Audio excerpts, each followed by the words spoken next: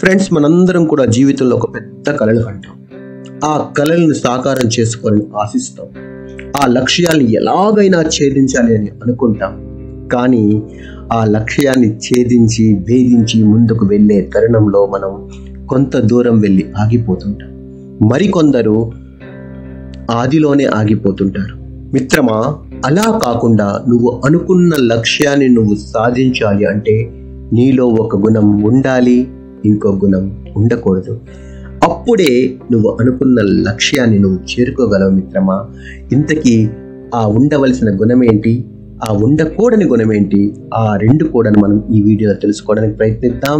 వందే మాతరం.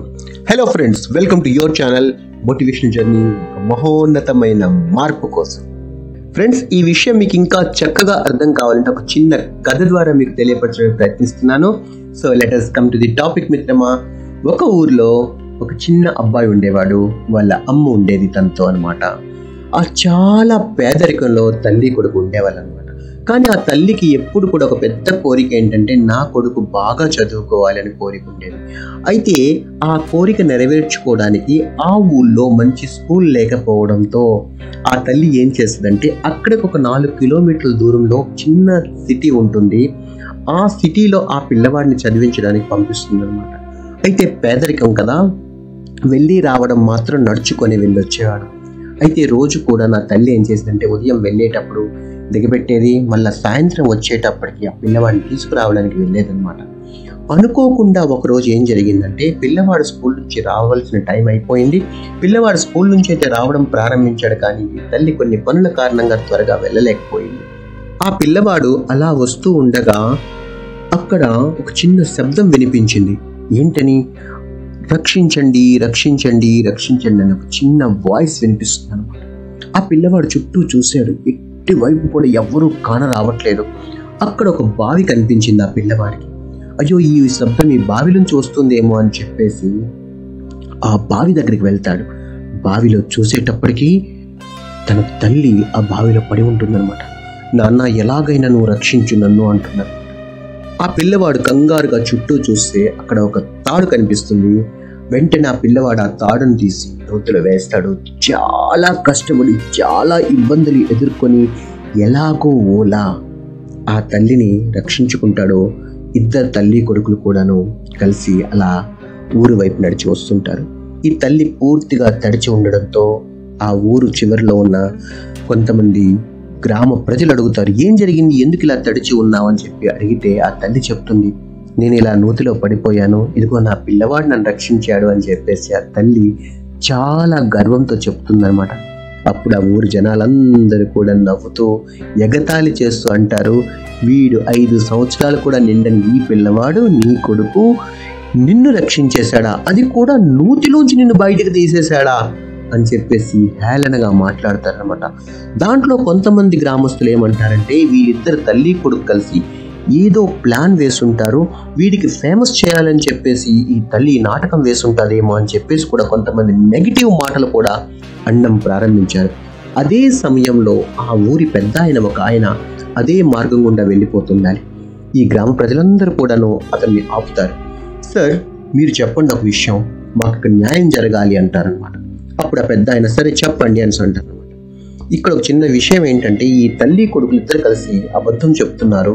అంటే ఏంటి అబద్ధం అనేసి అంటే, ఈ పిల్లవాడంట ఈమె నూతిలో పడిపోతే ఇంత లేడు వీడు, ఆమెని వీడు రక్షించాడని చెప్పేసి ఈ తల్లి చెప్తుంది. అంటే ఆ పెద్ద ఆయన కొద్దిసేపు ఆలోచించి ఆ గ్రామస్తులతో ఒక మాట అడుగుతాడనమాట, ఇంతకీ ఆ నుయ్య ఎక్కడుంది?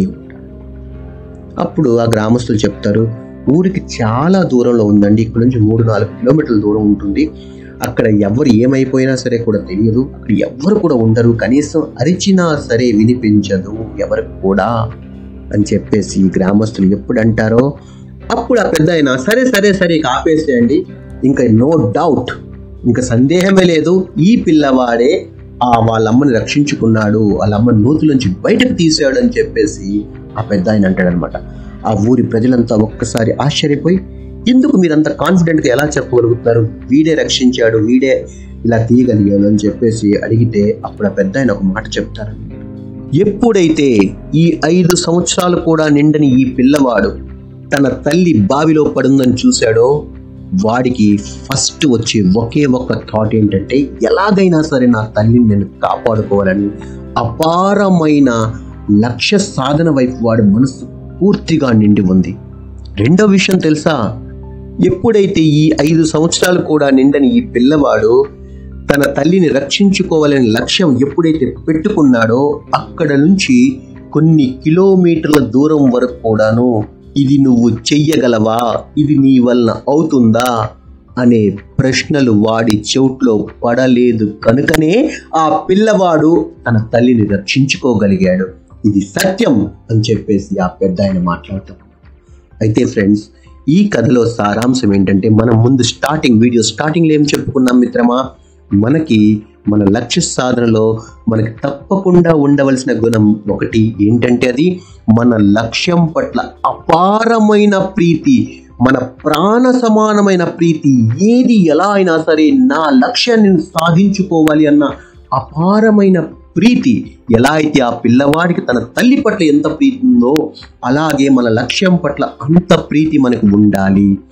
ఫ్రెండ్స్, ఇది ఒకటి ఉండవలసిన గుణం అయితే ఉండకూడని ఇంకో గుణం నీలో ఉండాలి. అది ఏంటి అంటే, ఎప్పుడైతే నీవు లక్ష్యం వైపు ముందుకు అడుగులు వేస్తావో నీకు ప్రశ్నించే వాళ్ళు ఉండకూడదు. ఇది నువ్వు చేయగలవా అని నిన్ను జడ్జి చేసే వాళ్ళు ఉండకూడదు. నీ యొక్క లక్ష్యానికి సాధకుడు నువ్వే, లాయర్ నువ్వే, జడ్జివి నువ్వే. నువ్వు లక్ష్యం తీర్పు కూడా నువ్వు నీదే అయి ఉండాలి. అంతేకాని ఎవరో నీ యొక్క స్ట్రెంగ్త్ని, నీ యొక్క ఔన్నత్యాన్ని వాళ్ళు క్వశ్చన్ చేసి నీకు జడ్జి చేసే అవకాశాన్ని మాత్రం వేరే వాళ్ళు ఎవ్వరికి కూడా ఇవ్వకూడదు. ఎప్పుడైతే నువ్వు లక్ష్యాన్ని నిర్ణయించుకున్నావో ఆ లక్ష్యాన్ని ఎలా అయినా సాధించుకోవాలి అన్న తపన నీకుండాలి. ఫ్రెండ్స్, ఇంకొక మాటలో చెప్పాలంటే లక్ష్యం నీది, ప్రయాణం నీది, గెలుపు నీది. అందుకే అన్నీ నువ్వయ్యేటప్పుడు ఇంకొకరి మాటలు మాత్రం నువ్వు చెవులో పెట్టుకోని అవసరం లేదు. ఆ మాటలు నువ్వు హృదయాల్లోకి తీసుకుని వెళ్ళి నువ్వు వెనకడుగు వేయవలసిన అవసరం కూడా లేదు మిత్రమా నీకు. So please friends, carry on with your ambitions with complete heart and love. మీ విలువైన సమయాన్ని ఈ వీడియో కోసం వెచ్చించినందుకు thank you very much. Bharat Mata కీ జై.